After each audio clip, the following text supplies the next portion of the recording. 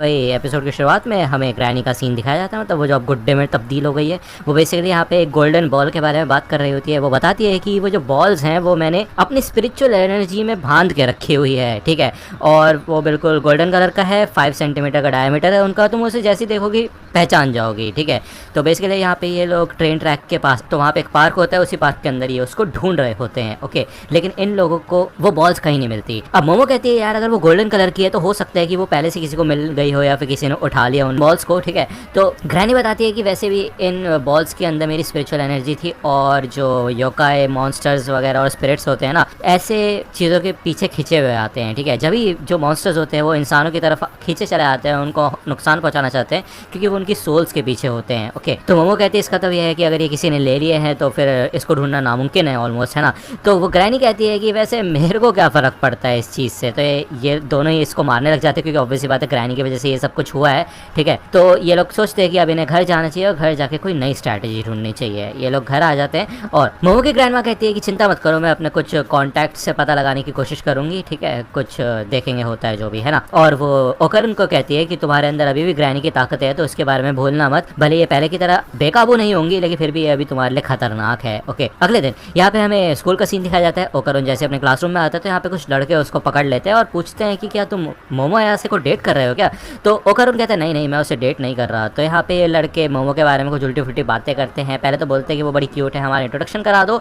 और जैसे ही वो ये चीज़ नोटिस करता है कि इन लड़कों ने मोमो को क्यूट बोला है, तो ओकरन कहता है कि वो तो इस बात पे बहुत ज़्यादा खुश था कि वो उसकी पहली दोस्त बन चुकी है, लेकिन उसने ये चीज़ तो कभी सोची नहीं कि यार वो बहुत ज़्यादा क्यूट दिखती है सच में, है कि नहीं। हाँ दिखती तो है। तो वो अपने आप को पनिश करने लग जाता है कि उसने ऐसा सब कुछ सोचा भी क्यों। लेकिन जब ये लड़के बोलते हैं कि भाई वो लड़की का कैरेक्टर अच्छा नहीं है, और हमें ऐसा लग रहा था कि वो लड़की तो किसी के साथ भी डेट करने के लिए तैयार हो जाएगी, तो ये सुन के ओकरन को काफ़ी ज़्यादा गुस्सा आने लग जाता है। वो ऑलमोस्ट ट्रांसफॉर्म हो जाता है। वो कहता है कि ऐसे फालतू रिमोट्स क्यों फैला रहे हो उसके बारे में। तो ये कहता है कि मैं नहीं फैला रहा, मैंने बस सुना इस बारे में। तो भाई काफ़ी खतरनाक धमकी दे देता है ओकरन इनको, और इनकी वाट लगा देता है। जिसके बाद वो यहाँ पे आके अपनी डेस्क पे बैठ जाता है। यहाँ पे वो कॉन्सेंट्रेट करने की कोशिश करता है अपने मैगजीन पे, लेकिन उसका दिमाग इधर उधर हो चुका होता है। तभी वो देखता है कि उसके बैग में भाई ग्रैनी उसके साथ आ गई है। तो वो जल्दी से बैग उठाता है, यहाँ से भाग के आके अकेले एक जगह आके बैठ जाता है। और ग्रैनी कहती है कि वैसे मैं काफ़ी समय हो गया यहाँ पे आई नहीं स्कूल में, और अच्छा लगा मेरे को यहाँ पे आके। स्कूल्स काफ़ी ज़्यादा चेंज हो चुके हैं। अब ग्रैनी यहाँ पे ओकरन को कंट्रोल करने की कोशिश करती है। वो कहती है कि तुम्हें पता है ना कि ये ताकत बहुत ज़्यादा है, और मुझे पता है ये सारी चीज़ें तुम झेलना नहीं चाहते,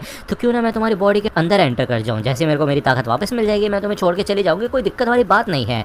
लेकिन ओकरन इतना बेवकूफ़ नहीं होता। वो कहता है कि तुम्हें पहले मेरी बॉल्स वापस करनी है, तभी तुम्हें डील मिलेगी, ठीक है। तभी पीछे से मोमो आ जाती है, और मोमो को देख के वो यहाँ पे नोटिस करता है कि यार सच में क्यूट तो है मोमो। अब उसे वो देख भी नहीं पाता, उससे नजरें भी नहीं मिला पाता, वो शर्माने लग जाता है। जिसके बाद जब दूसरी तरफ मुंह करता है तो मोमो को गुस्सा आता है। वो कहती है तुम मेरी तरफ देख क्यों नहीं रहे। तो ओकरन भागने लग जाता है और मोमो उसके पीछे भागती है। ग्रैनी यहाँ पे अकेली हो चुकी होती है और वो यहाँ पे एक्सप्लोरेशन के लिए निकल जाती है। अब मोमो अपनी क्लास में आ जाती है, तो उसकी फ्रेंड्स पूछती है कि क्या वो इतना गुस्से में क्यों हो। तो मोमो बताती है कि वो उसको इग्नोर कर रहा है, मतलब ओकरन, ठीक है, जबकि वो उसका बॉयफ्रेंड भी नहीं है, तब भी इतने नखरे दिखा रहा है। तो ये लड़कियां मोमो को बताती है कि हमें सुनने में आया था कि ओकरन कुछ लड़कों से भिड़ पड़ा था, लड़ाई करने लगा था, क्योंकि वो लोग तुम्हारे बारे में उल्टा सीधा बोल रहे थे। वैसे देखा जाए तो तुम्हारे बारे में काफी उल्टे फुल्टे रूमर्स घूम रहे हैं स्कूल में, तुम्हें पता है। तभी दूसरा यहाँ पे हमें आयरा का सीन दिखाया जाता है, जो कि भाई अपने मन ही मन में अपनी तारीफ करते हुए घूम रही होती है कि वो कितनी ब्यूटीफुल है, कितनी प्रेटी है, और सबके सब लोग सिर्फ उससे ही देख रहे हैं। और इन बेवकूफ़ों को वो पीछे मुड़ के हंस के भी दिखा देती है, जिससे कि ये लोग सिर्फ उसके बारे में सोचे पूरा दिन, और एक और दिन जिंदा रहने की उम्मीद मिले उन लोगों को। ऑब्वियसली बात है यहाँ पे वो अपने आप को बहुत खूबसूरत समझती है, लेकिन इसको वो वाला इंसिडेंट याद होता है जो मोमो के साथ हुआ था, तो ये काफ़ी ज़्यादा गुस्सा होती है मोमो से। इसी वजह से ये ही वो लड़की है जो कि मोमो के बारे में उल्टे सीधे र्यूमर्स फैला रही है, लेकिन अभी तक इन र्यूमर्स को किसी ने ज़्यादा नोटिस किया नहीं है, ओके। आयरा यही कहती है कि उस दिन जब मोमो वहाँ से जा रही थी तो मैंने उसके पीछे एक डीमन विंग्स टाइप का स्ट्रक्चर देखा था। ऐसा लग रहा था कि डीमन विंग्स है, और पक्का वो एक डीमन है, ठीक है, मोमो आया से। और तब से ही मेरे को कुछ अजीबोगरीब चीज़ें दिखने लगी है, जब से आसमान से ये चीज़ मेरे ऊपर गिरी थी, ये गोल्डन बॉल। तो यार बेसिकली आयरा के पास होते हैं ओकरन के बॉल्स, ओके। अब यहाँ पे आयरा इसको एक तरीके का वरदान मान लेती है कि उसको स्पेशल एनर्जी मिल गई है इसकी वजह से, क्योंकि वो एक खूबसूरत लड़की है, तो वो एक चुनिंदा शख्स है, ठीक है, इसलिए उसको चुना गया इस चीज़ के लिए, जिससे कि वो डीमंस को हरा सके, ओके। तो ऑब्वियसली बात है यहाँ पे हमें पहले का सीन दिखाया जाता है, जब वो इस पार्क में से जा रही थी, तभी ट्रेन ट्रैक के ऊपर से गोल्डन बॉल गिरती है, और गिरते हुए आयरा के सर पे आके गिरती है, ठीक है। तो तो ये जब नीचे गिर जाती है आयरा उसको उठाती है और वो देखते हैं यहाँ पे कुछ एक्सप्लोजन टाइप होता है ट्रेन के ऊपर। ओके, तो ये था हल्का सा रिकैप, ठीक है, बैक स्टोरी मान लो। एनीवे, आयरा ने अपनी फ्रेंड से कुछ बाइबल और क्रॉस वगैरह मंगाया होता है डीमन से लड़ने के लिए। है तो बच्ची मेरे ख्याल से, है कि नहीं, लेकिन उसकी दोस्तों को उसके ऊपर कुछ खास भरोसा नहीं होता।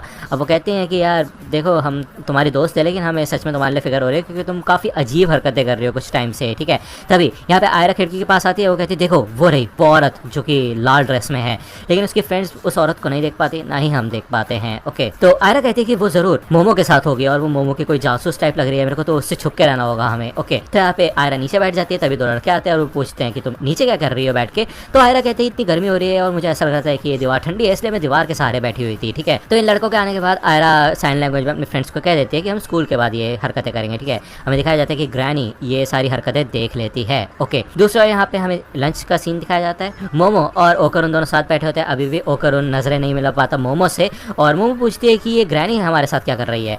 तो ओकरुन बताता है कि मैं इसके ऊपर ध्यान रख रहा हूँ जिससे ये यहाँ से भाग ना जाए और वैसे भी ये खुद आ गई है यहाँ पे। तो ओकरुन बताता है कि हमें इसके अलावा इस चीज़ पे ध्यान देना चाहिए कि टर्बो ग्रैनी ने मुझे बताया एक अजीब सी औरत के बारे में। ओके, उसके ऊपर हमें ध्यान देना चाहिए। तो टर्बो ग्रैनी कहती है कि हाँ मैं गोल्डन बॉल्स को ढूंढ रही थी और तब मेरे को उस लड़की के बारे में पता चला, मेरे को उसका नाम वाम नहीं पता, तो मैं उसको इंट्रोडक्शन तुम्हें करा दूंगी स्कूल के बाद। ओके, टर्बो ग्रैनी साथ के साथ ये भी बता देती है कि अब क्योंकि उस लड़की ने ये गोल्डन बॉल उठाई है तो ऑब्वियस बात है जिस इंसान ने भी बॉल्स उठाई होंगी उसके अंदर स्पिरिचुअल पावर्स आ गई होंगी और ऑब्वियस बात है वो स्पिरिट्स को देख पाएंगे, लेकिन साथ के साथ स्पिरिट्स भी उनको देख पाएंगे। इसका तो यह है कि उस इंसान की जान काफी ज्यादा खतरे में होगी। ओके, दूसरा आयरा यहाँ पे क्लास में सोच रही होती है कि यार ये क्या अजीब सा सीन है, मतलब वो क्रॉस और बाइबल से हरा पाएगी मोमो को यानी, क्योंकि वो एक डेविल है और वैसे वो औरत धीरे धीरे करके पास आती जा रही है और हमें दिखाया जाता है ये रेड ड्रेस में वही खतरनाक सी औरत होती है। ओके, अब इसको देख के तो मेरे को इंसिडियस का सीन याद आ गया, ऑलमोस्ट इन लोगों की छुट्टी हो चुकी होती है। ओके, मोमो आके मिलती है ओकरुन से और पीछे से आयरा भी आ जाती है। अब आयरा कहती है मोमो आया से मेरे को तुमसे कुछ बात करनी है अकेले में। ओके, तो मोमो पहले नहीं जाना चाहती, वो कहती है कि मैं बिजी वगैरह हूँ, लेकिन उसको याद आता है कि ये वही लड़की है, ठीक है, जिसके ऊपर उसने बाथटब गिराया था, तो वो उसके साथ जाने के लिए तैयार हो जाती है और बैग में से टर्बो ग्रैनी बोलती है कि ये वही लड़की है। ओके, मोमो यहाँ पे एक अलग सी जगह पे आ जाती है, मतलब आयरा उसे लेके आई होती है और भाई तभी उसकी फ्रेंड्स पीछे से आती है और मोमो को पकड़ के नीचे गिरा देती है और उसके हाथ बांध देती है। आयरा ऊपर आके बैठती है, क्रॉस उसके मुंह पे लगाती है और बाइबल पढ़ना शुरू कर देती है, ठीक है। मोमो कहती है कि इसके अंदर से तेल की स्मेल क्यों आ रही है, अजीब सा है यार, ये क्या है क्रॉस ये। अब ऑब्वियस बात है यहाँ पे मोमो को कुछ समझ नहीं आता, वो अपने हाथों का इस्तेमाल करके इन दोनों लड़कियों को उठा के फेंक देती है।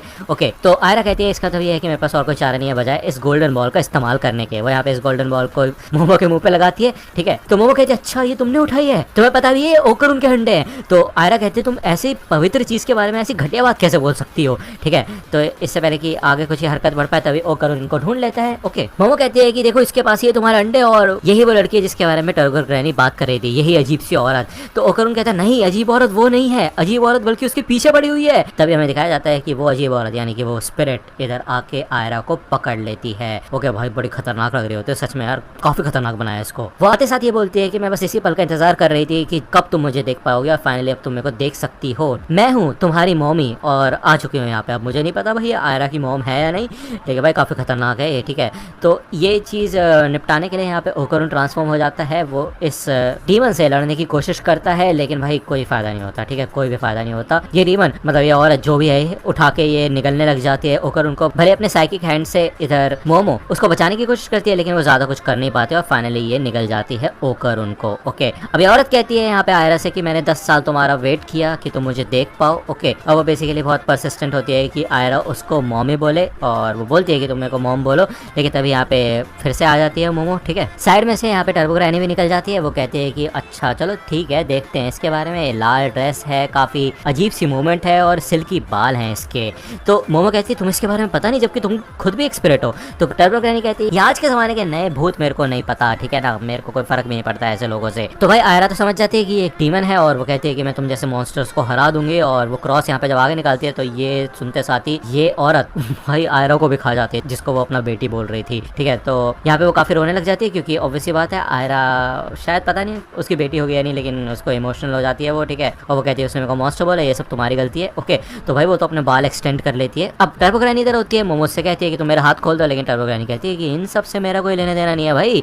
तो ये औरत अपने बालों से इधर मोमो का गला पकड़ लेती है और वो कहती है ये चीज वैसे मैं करना नहीं चाहती थी, लेकिन वो यहाँ पे भाई अपने बालों को प्रदर्शन दिखाती, घुमा घुमा के भाई फेंक फेंक के मारती है इधर मोमो को, जिसके बाद वो कहती है कि वैसे मैं ये चीज आयरा से सुनना चाहती थी, लेकिन तुम भी मेरे को बोल सकती हो, चलो मॉमी बोल के दिखाओ मुझे, मॉम बोलो। लेकिन यहाँ पे मोमो तो यही कहती है कि बाहर में जाओ, ठीक है। और ज़्यादा ये होता है तो फाइनली वो मोमो को भी निकल जाती है अपने बालों के साथ ही, ठीक है।